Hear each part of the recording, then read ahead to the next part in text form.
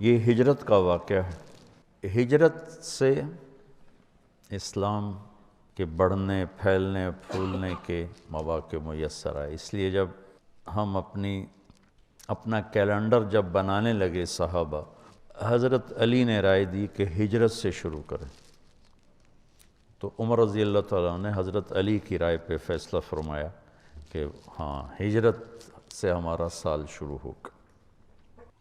تو خیر یہ ہجرت کا واقعہ ہے۔ نبوت کا 10واں سال آپ کے دو بڑے حلیف محافظ، ایک اندر ایک باہر، باہر چچا اور اندر بیگم خدیجہ رضی اللہ تعالیٰ عنہ، 10 دن کے فاصلے سے دونوں کا انتقال ہو گیا۔ تو پھر آپ نے سوچا کہ میں ہجرت کروں۔ طائف کی ہجرت تو ناکام ہو گئی، تو یہ نبوت کا 10واں سال تھا، 11واں، جب آپ مینا کی وادی میں حج میں چکر لگا رہے تھے، تو جمرۃ الکبریٰ جس کو بڑا شیطان کہتے ہیں، وہاں کچھ نوجوان ملے، یثرب بیٹھے ہوئے تھے، وہ تھوڑی سی وہ آگ جلا کے روشنی کر لیتے تھے۔ ابو الہیثم بن تیہان،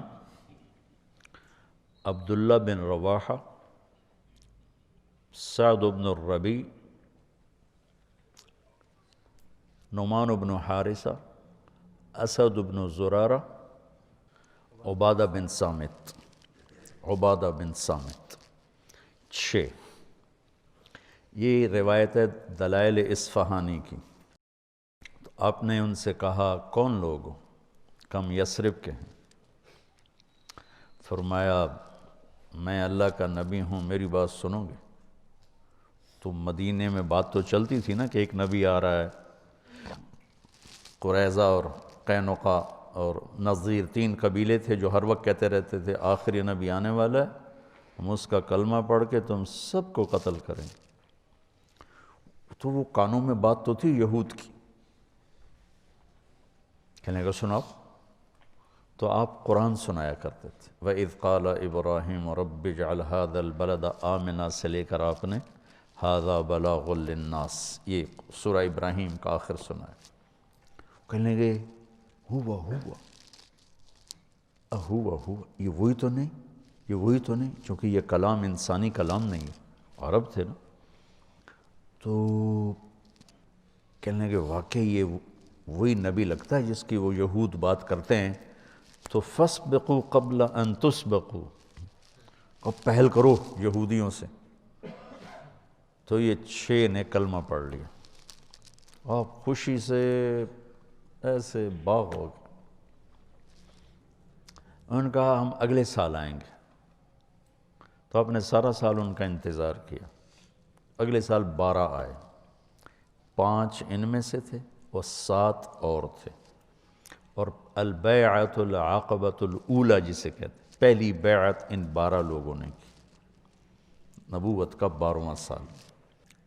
پھر کہ ہم اگلے سال آئیں گے، 13واں سال نبوت، اور اب وہ پہاڑ ہٹا دیا گیا ہے جس کے گھاٹی میں یہ سب جمع ہوئے، 2-3 پہاڑوں کے بیچ میں ایک جگہ، اب وہ جگہ کھل کے میدان ہے، اور وہاں ترکوں نے مسجد بنائی تھی۔ اس مسجد میں ایک دفعہ گیا، جب مجھے پتہ چلا جگہ کھل گئی، تو مسجد ترکوں نے یادگار چیزوں کو محفوظ کیا، انہوں نے آ کے رندہ ہی پھیر دیا۔ وہاں میں نے مغرب پڑھی، پھر عشاء تک بیٹھا رہا، تو مغرب کی اذان بھی میں نے دی، جماعت بھی میں نے کرائی، کوئی شرطے آ گئے، پھر عشاء پڑھی، عشاء پڑھ کے پھر میں وہاں سے نکلا۔ تو 72 لوگ تھے، 2 عورتیں ام منیع، ام عمارہ، اور 70 مرد۔ رات کے اندھیرے میں یہ سب جمع ہوئے، تو آپ اپنے چچا عباس کو بھی لے کر گئے۔ وہاں بات چلی تو حضرت عباس کہنے لگے دیکھ لو بھائی، اگر لے جا سکتے ہو تو لے جاؤ، کل کو سارا عرب تمہیں پھر بھگتنا پڑے گا، ابھی تو یہ ہمارے پاس ہم ان کی حفاظت کر رہے ہیں۔ تو اسد بن زرارہ جو پہلی بیعت میں تھے، انہوں نے کہا یا رسول اللہ میں جواب دوں آپ کے چچا کو؟ آپ نے کہا دو۔ جس کا خلاصہ یہ ہے کہ عباس، کسی ایسے شخص کو اپنا سردار ماننا جسے قوم نکال دے، یہ عرب میں کوئی آسان کام نہیں ہے، جبکہ ہم خود بھی سردار ہیں۔ کسی ایسے شخص کو اپنا سردار ماننا جس پر سارا عرب دشمنی کے لیے ٹوٹا پڑا ہے، یہ کوئی آسان کام نہیں ہے۔ جب ہم نے یہ کر لیا ہے تو وہ بھی کر کے دکھائیں گے۔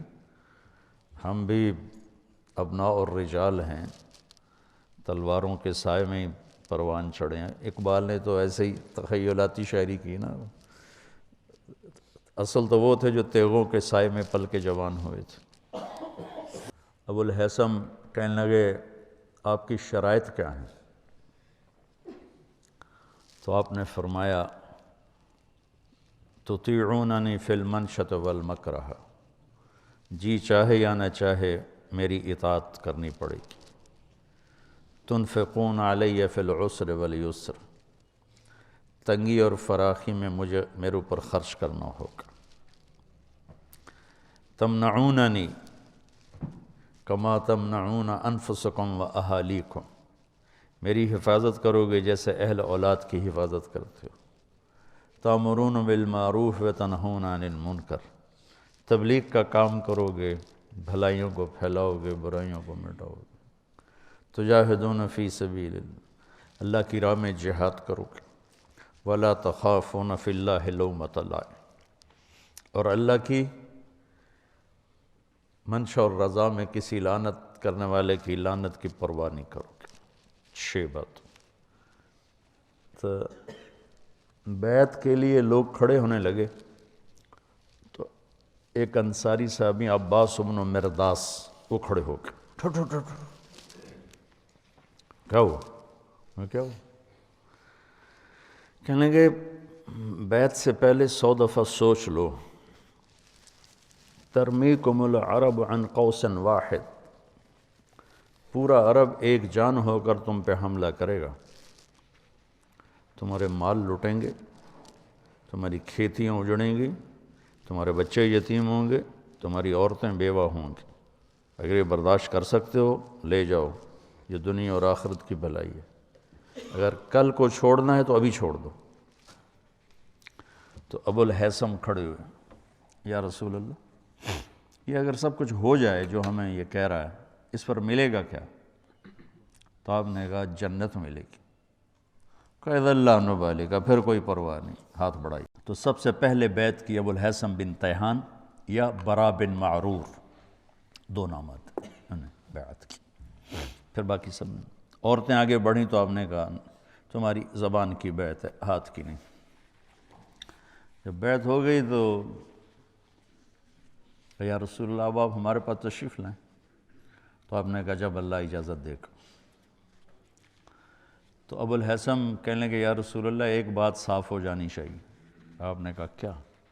کہ کل اللہ آپ کو فتح دے، پھر آپ ہمیں چھوڑ کے واپس مکہ تو نہیں آئیں گے؟ تو آپ نے مسکرا کے فرمایا کیا میرا جینا بھی تمہارے ساتھ ہوگا، مرنا بھی تمہارے ساتھ ہوگا، الدم الدم الہدم الہدم، اب میری زندگی موت تمہارے ساتھ ہوگی۔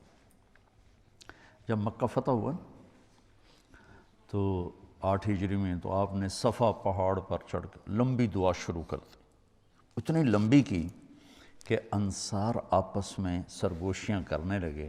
اما الرجل فقد اخذته الرأفة بعشیرته، لگتا ہے کہ وطن کی محبت نے پکڑ لیا ہے، اب ہمیں چھوڑ جائیں گے۔ تو جبریل اترے کہ یا رسول اللہ انصار بدگمان ہو رہے ہیں۔ تو آپ نے ایسے ایک دم ہاتھ نیچے کر کہا یا معاشر الانصار ما اسمی اذن، اے انصار کی جماعت جانتے ہو میں کون ہوں؟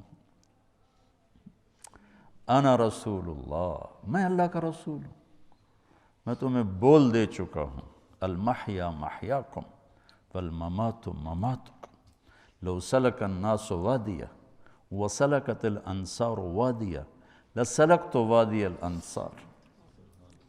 تو مدینے والے پھوٹ پھوٹ کے روئے اور کہا یا رسول اللہ، محبت کی شدت میں بدگمان ہوئے، شدت محبت میں بدگمانی ہے، کوئی آپ کے بول کی بدگمانی نہیں۔ تو ہم نے کہا ان اللہ ورسولہ یعذرانکم، اللہ اس کا رسول تمہارا عذر قبول کرتے۔ تو نبوت کا 14واں سال تھا، محرم چڑھا، نبوت کا 14واں سال، ہجرت کی اجازت ہوگی، اور صحابہ نے انفراداً ظاہراً علناً خفیتاً نکلنا شروع کیا۔ تو ابو بکر رضی اللہ تعالیٰ نے عرض کی یا رسول اللہ میں بھی چلا جاؤں؟ کہا نہیں۔ تو ان کا الصحبہ، کیا مجھے آپ کے ساتھ جانا ہوگا؟ آپ نے کہا ہاں۔ تو وہ خوشی سے رونے لگے، تو کہنے لگے میں نے ایک اونٹنی پال رکھی اس دن کی، یہ جو قصوہ اونٹنی آتی نا تاریخ میں بہت مشہور، یہ صدیق نے آپ کو دی تھی۔ تو کہا میں نے آپ کے لیے ایک اونٹنی پال کر رکھی، وہ آپ کو دوں گا۔ آپ نے کہا میں پیسے دوں گا، مفت نہیں لوں گا۔ تو آپ نے اس کی رقم ادا کی، پیسے دیے اس کے۔